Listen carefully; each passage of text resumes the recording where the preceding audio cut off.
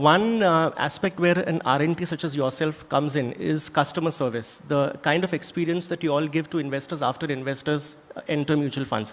Now, performance and alpha generation is a headache that is shared by the rest of your panelists. But customer service, because when you are facing the customer directly, you're handling their records. One thing I can't oversee is that, where industry has expanded, number of players have gone up, number of investors have gone up. The number of R&Ts have basically gone down. Earlier, you had a few small competitors. I suppose even Templeton and UTI had their internal R&Ts, but even that is also now gone. So it's only the two of you all. It's a duopoly. Investors are going up. I think there are, 4 crore investors in mutual funds today. So realistically, two things I wanted to ask you. How many customers can a single RTA can realistically manage? And number two, do you think that the industry has now come at a stage where we need more RTAs for better customer experience? Thanks, Kezad.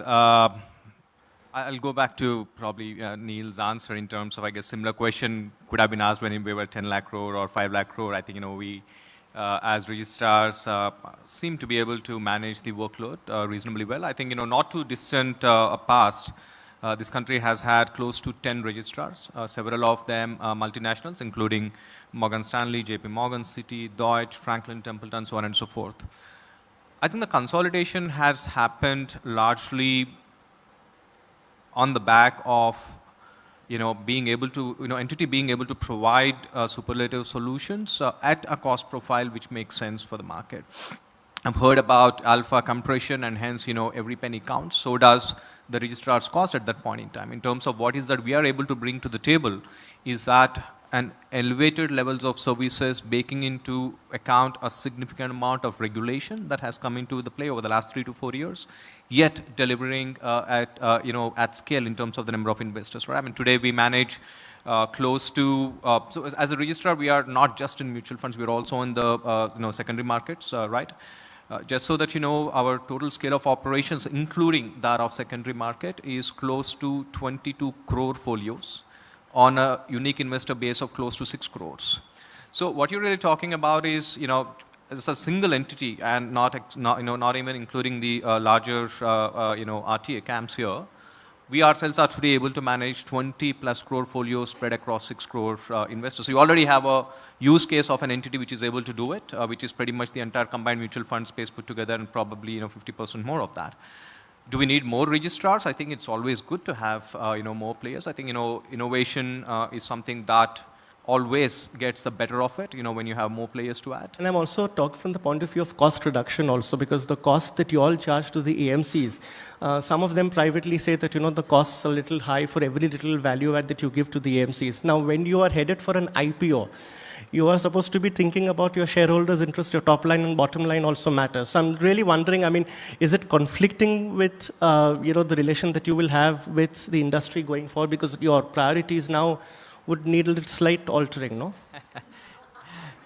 Okay, now several of the participants, delegates, and the co-panelists are my clients, so it's a tricky question to be answered. But let me put it this way, right, Kezad? I come from IT industry. I'm not from asset management background. You're all, for me, people whom I look up to and respect and try to learn as much as I could.